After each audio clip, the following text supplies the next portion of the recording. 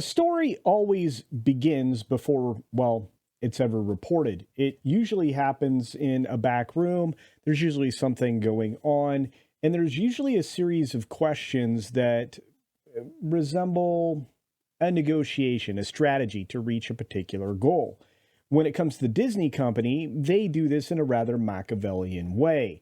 It's been the way for a long time. In fact, even tracing back to Eisner's days, although Iger seems to have perfected it as far as making plans to put all of his pieces in the right place.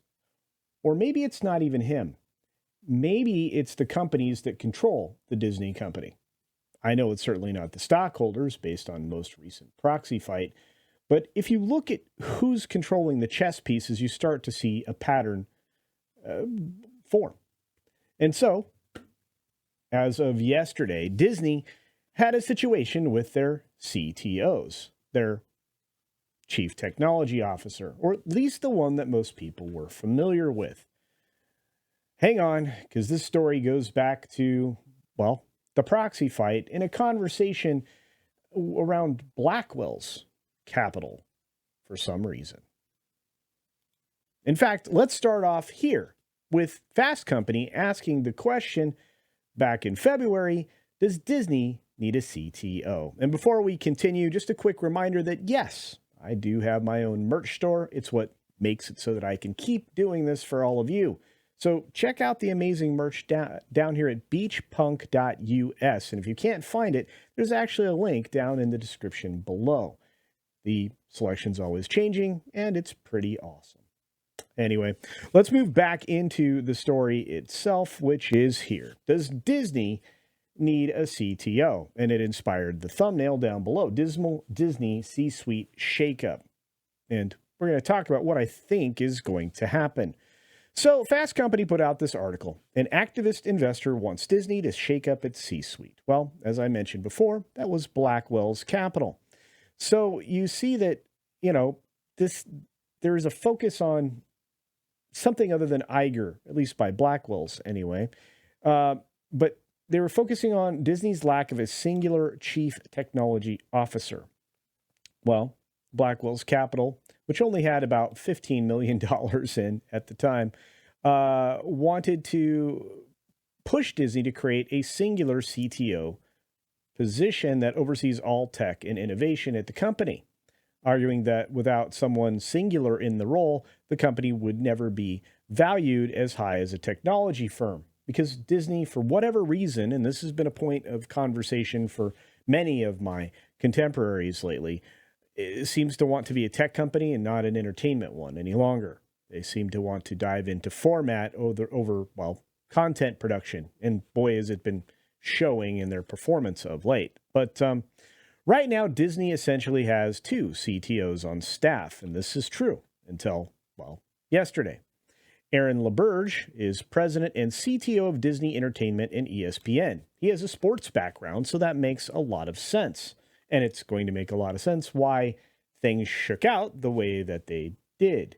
They also have an EVP named Gail Evans, who is an EVP and Chief Digital and Technology Officer for Disney Parks, Products, and Experiences. So this was something that Blackwell's was leaning on. And there may have been a reason why they got into this and why they wanted this, but there definitely had to be a discussion about it. Why? Well, as I mentioned, Disney's Aaron DeBarge to step down. He's going to join Penn Entertainment as CTO. And I went out and got one of the more recent versions of this story. I'm recording this the day before you see it.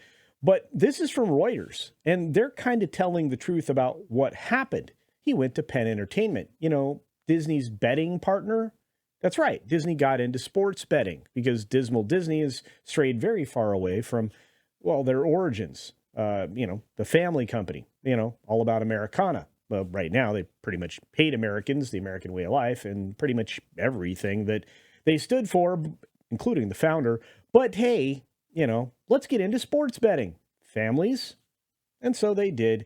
But what was really weird is when the story kind of really started to break, it was reported entirely differently by a different, reliable Source, CNBC. And they say Disney technology executive Aaron LaBarge to leave company for personal reasons. I guess the Penn Entertainment story hadn't gotten to them yet, but that's okay because, again, companies only get to reporting the news when they can. But he is the CTO. He's leaving the company, and he's going to stay until the end of June to search for his replacement, which is already underway. Oh, I bet it is. I can pretty much bet on what's going to happen because when you have two CTOs and one of them goes off to work for your partner as their CTO, you then have a CTO.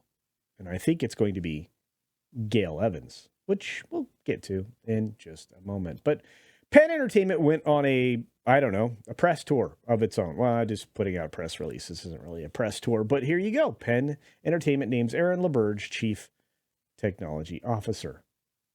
Very strange, right? Well, he's going to be on July 1st, their CTO. And of course, that's subject to customary regulatory approvals. He will report directly to Penn's CEO and president, Jay Snowden. He says, I'm excited to join another talented team at Penn Interactive and lead our technology strategy, which is how to extract more money from the betting public. That's right in line with Disney and ESPN. And because of his sports background, he's pretty valuable. He was also pretty valuable to get out of the way to comply with some of the things that Disney's been trying to do for a while. But after his 20 years, or over 20 years, at the Walt Disney Company, spread across two different stints, he's off to, again, greener pastures. So that brings us back to here, the Fast Company article from February. At least I think it was February. My mind could be wrong, but I'm pretty sure this was February. Yeah, 2/26/24, before, well, the proxy war finally came to a climax, let's say. So we mentioned we have two CTOs, and Gail Evans is the other one.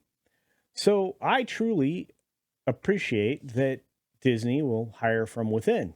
They oftentimes do, especially if they have what seems to be a qualified candidate in their midst. And hey, that may very well be the case. However, as you can see from the thumbnail, there might be other reasons why Disney is tipping that direction. At least that's what I'm thinking they're doing. And it could come down to some negotiations to make it so. But Disney's really trying to get into the technology business in a bigger way. I don't know why. They can't operate the tech within their parks very well. It doesn't seem to remain operational for very long when they do make it work.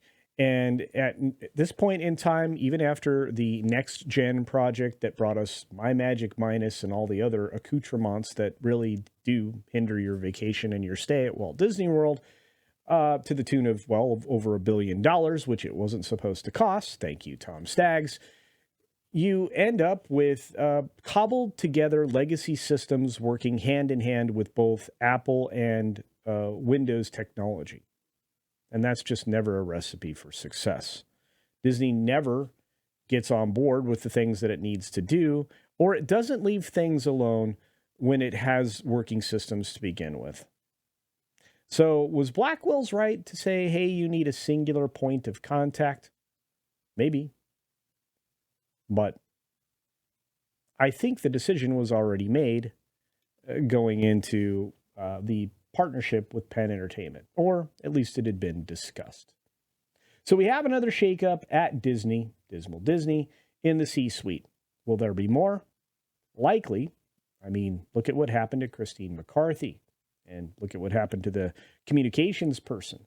Anybody who isn't quite 100% in line with what they're trying to do at Disney, which it doesn't seem like is to make profit for its investors, they're just dead set to do. Very strange. I don't know. You have any thoughts? Do you think my guess is correct? We're going to end up with Gail Evans moving from EVP and CTO of, parts of things to just being the CTO over there. I mean, if you think like Iger, Yeah. If you think like somebody else, you would be dropping a wide net and looking for even more candidates. But hey, what do you think? Let me know your thoughts down in the comments section below. I would truly appreciate it. Do you think I'm on the wrong path, or I'm following the wrong tea leaves or reading them incorrectly? Let me know that as well. On that note, quick reminder, I'm on my way to 25K with your help. So if you look down and you see a little red subscribe button, please click it, turn it to gray, and that'll help me out. I would appreciate that. That's a favor I'm asking, and I'm very thankful for it. Oh, on the way out, hit that like button, and be sure to take care of yourself. Take care of others. And until next time, see ya.